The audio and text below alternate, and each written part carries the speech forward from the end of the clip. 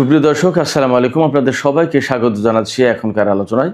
আপনাদের সঙ্গে আছি আমি সিরাজুল ইসলাম। দর্শক, রাতের ভেতরে অনেক ঘটনা ঘটে গেছে। যেমন সৌদি আরবের পঞ্চম বৃহত্তম তেল স্থাপনায় হামলা চালিয়েছে ইয়েমেনের হুথি সমর্থিত সামরিক বাহিনী। এর পাশাপাশি সৌদি আরবের আসির প্রদেশের আভা শহরের কাছে অবস্থিত আরেকটি বিমান ঘাঁটি খামিস মোসাইদ, এই খামিস মোসাইদ বিমানবন্দরে হামলা চালিয়েছে ইয়েমেনিরা।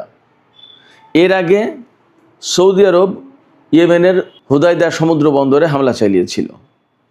এদিকে ইরানের পক্ষ থেকে নতুন করে ঘোষণা করা হয়েছে।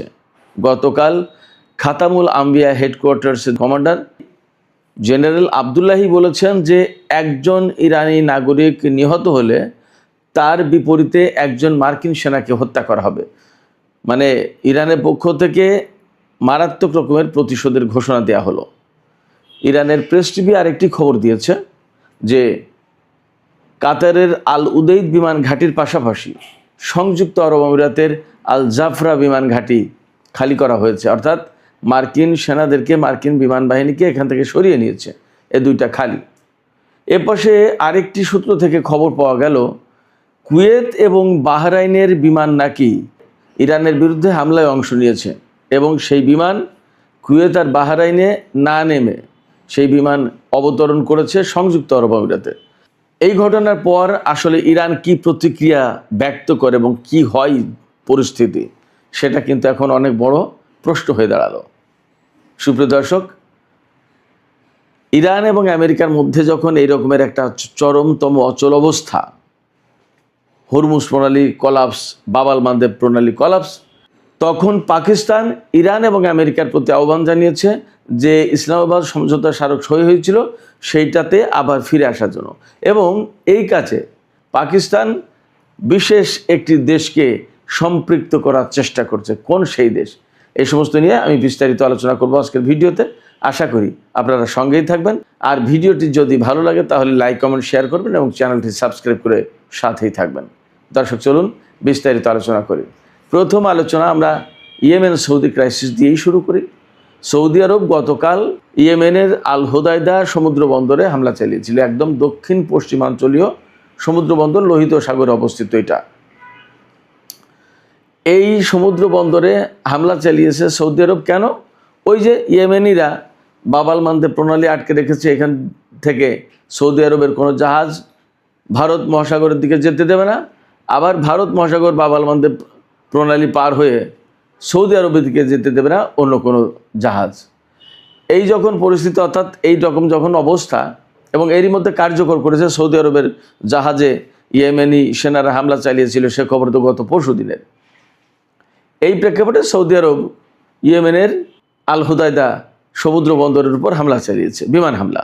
সৌদি আরব আগেই ঘোষণা করেছিল ইয়েমেন যেহেতু তাদের তেলবাহী জাহাজে হামলা চালিয়েছে, তারা তার প্রতিশোধ নেবে। এবং সৌদি জোটের পক্ষ থেকে এই বিবৃতি দেওয়া হয়েছিল। আসলে সৌদি জোট এখন কার্যকর আছে কিনা জানি না, থাকলেও থাকতে পারে, না থাকলেও না থাকতে পারে। থাকলেই বাকি আর না থাকলে বাকি, পার্থক্য তো কিছু নেই, একই কাজ। তো সৌদি আরব সেই ঘোষণা মোতাবেক গত রাতে আল হুদাইদা সমুদ্র বন্দরে হামলা চালিয়েছে। এই হামলার পর ইয়েমেন পাল্টা প্রতিশোধের ঘোষণা দিয়েছিল এবং তারা আরামকো তেল কোম্পানির জাজান যে স্থাপনা আছে সৌদি আরবের ভিতরে পঞ্চম বৃহত্তম তেল স্থাপনা এটা, সেখানে হামলা চালিয়েছে ব্যালিস্টিক ক্ষেপণাস্ত্র দিয়ে। এবং সেই হামলায় জাজান তেল স্থাপনা মোটামুটিভাবে ভয়ঙ্করভাবে ক্ষতিগ্রস্ত হয়েছে। বলা হচ্ছে, কোনো মাধ্যমে বলা হচ্ছে একদম ডিস্ট্রয়েড হয়ে গেছে, ধ্বংস হয়ে গেছে। সেখানে আগুন জ্বলছে, এই আগুন সহজে নিভানো কঠিন হবে মনে হচ্ছে। সেখানে মার্কিন পেট্রিয়ট মোতায়েন ছিল, সেই পেট্রিয়ট দিয়ে এই ক্ষেপণাস্ত্র ঠেকানো যায়নি। আর একটা সূত্র থেকে খবর পাওয়া যাচ্ছে গ্রিসের সেনারা যারা সৌদি আরবে মোতায়েন আছে, সৌদি আরবের সাথে একটা চুক্তির আওতায় তারা ক্ষেপণাস্ত্র প্রতিরক্ষা ব্যবস্থা দিয়ে দুটো ক্ষেপণাস্ত্র, হুতিদের ছোড়া সম্ভবত 5টা ক্ষেপণাস্ত্র বা 3টা, দুটো ক্ষেপণাস্ত্র তারা ধ্বংস করতে পেরেছে। আর বাকি 1টা হোক আর 3টা হোক ওই স্থাপনায় হামলা চালিয়ে একটা ব্যালিস্টিক ক্ষেপণাস্ত্র বিস্ফোরিত হলে যথেষ্ট একটা তেল স্থাপনা ধ্বংস করে দেওয়া যেন। যেখানে একটা ম্যাচের কাঠি জ্বালালেই সমস্যা, সেখানে একটা ক্ষেপণাস্ত্র, ব্যালিস্টিক ক্ষেপণাস্ত্র পড়েছে, আর কি লাগে। এরপরে ইয়েমেনিরা কিন্তু এখানেই থেমে যায়নি। আসির প্রদেশ ইয়েমেনের কাছাকাছি তুলনামূলক।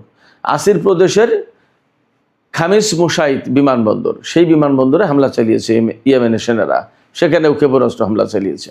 সৌদি আরবের উপর ইয়েমেনিদের এই হামলার জন্য মার্কিন প্রেসিডেন্ট ডোনাল্ড ট্রাম্প রীতিমতো ইরানকে দায়ী করেছে এবং তিনি বলেছেন ইরানকে এর দায়ভাগ নিতে হবে। ইরানকে দায়ভাগ নিলেই বা কি আর না নিলে বা কি, ঘটনা তো এই যে যুদ্ধই করতে হবে। আমেরিকা ইরানের উপর হামলা চালাবে আর ইরান তা মোকাবেলা করবে, আর ইরান পাল্টা হামলা চালাবে। ঘটনা তো তাই ঘটছে, নতুন কিছু তো না। ইয়েমেনের সাথে সৌদি আরবের নতুন করে যে সংঘর্ষ শুরু হলো, যুদ্ধ শুরু হলো, এটা কিন্তু মধ্যপ্রাচ্যের পরিস্থিতিকে ভিন্ন রকম এক মাত্রায় নিয়ে গেল, নতুন একটা পরিবেশ দিল এই অর্থে যে এতদিন ইরান, আমেরিকা এবং ইসরায়েলের ভেতরে যে যুদ্ধ চলছিল তাতে কিন্তু আরব দেশগুলো মোটামুটি চুপ ছিল। সেই জায়গায় এখন দেখা যাচ্ছে যে সৌদি আরব ইয়েমেনের সাথে যুদ্ধ শুরু করলো। তার মানে কিন্তু এটা মূলত ইরানের বিরুদ্ধেই যুদ্ধ বা আমেরিকাকে সহযোগিতা করার জন্য যুদ্ধ, এইভাবে দেখা হচ্ছে ইরানের পক্ষ থেকে। তাহলে পরিস্থিতিটা কোথায় গেল? এতদিন মধ্যপ্রাচ্যের পরিস্থিতি নিয়ে যেভাবে ভাবা হচ্ছিল, সম্ভবত সৌদি আরবের আর ইয়েমেনের ভেতরকার এই দ্বন্দ্ব সংঘাত আলাদা রকমের অবস্থা তৈরি করলো এবং যুদ্ধের যে সমস্ত সমীকরণ সেটা আরও জটিল হয়ে গেল। এখানে একটা তথ্য দিয়ে রাখি আমি আপনাদেরকে।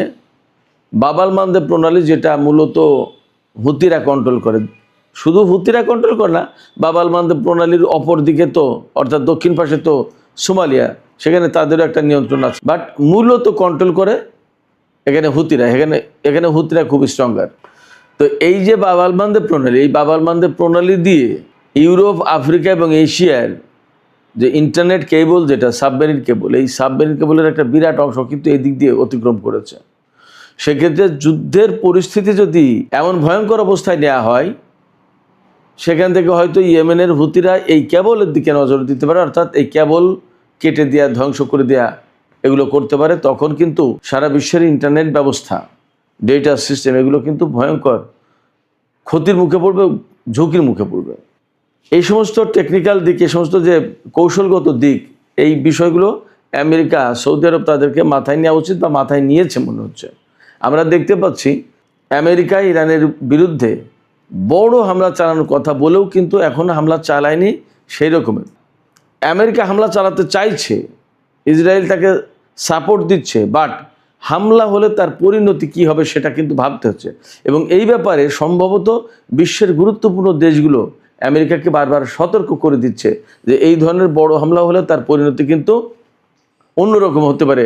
বাবাল মানদেব প্রণালী, হরমুজ প্রণালী বন্ধ, এটা খুলবে না ইরান এবং হুতিরা যতক্ষণ পর্যন্ত সমস্যার সমাধান না হচ্ছে। এটা গেল একটা দিক।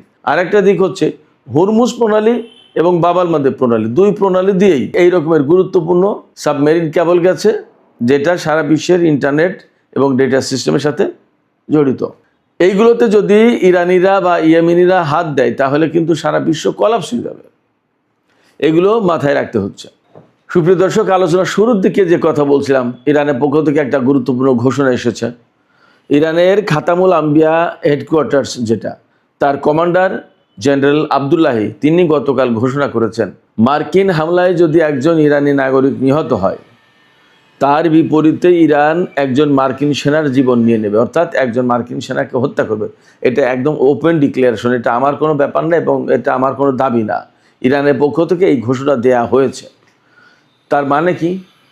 তার মানে হচ্ছে ইরান এই যুদ্ধের ব্যাপারে আরও অনেক বেশি শক্তিশালী অবস্থানে চলে গেল, শক্ত অবস্থানে চলে গেল। অর্থাৎ আমেরিকাকে আর কোনো মতে ছাড় দেওয়ার ইচ্ছা তাদের নেই, ছাড় দেওয়ার মানসিকতা ইরানি সেনাবাহিনীর ভেতরে এখন আর নেই, সেটা কাজ করছে না। তার আগে ইরান ঘোষণা করেছিল যে ইরান এখন যুদ্ধের নীতিতে চোখের বদলে চোখ এটা অনুসরণ করবে, অর্থাৎ যেরকম ক্ষতি ইরানও সেই রকম শত্রুপক্ষের উপরে সেরকম ক্ষতি করে দেওয়ার চেষ্টা করবে। এর জবাবে আমেরিকার পররাষ্ট্রমন্ত্রী মার্কো রুবিও বলেছিলেন যে ইরান তো চোখের বদলে চোখ নেবে আর আমরা চোখের বদলে মাথা নেব। তার মানে আমেরিকা আরও হত্যাকাণ্ড বেশি চালানোর ঘোষণা দিয়েছিল। তারপরে ইরানের খাতামুল আম্বিয়া হেডকোয়ার্টার্সের যিনি কমান্ডার জেনারেল আবদুল্লাহি বলছেন যে একজন ইরানি নাগরিক নিহত হলে একজন মার্কিন সেনাকে হত্যা করা হবে। এবং সম্ভবত এই কথা বলার সুযোগ পাচ্ছে ইরান এই জায়গা থেকে মধ্যপ্রাচ্যের ঘাঁটিগুলো কিন্তু একদম ঝরঝরে করে দিয়েছে।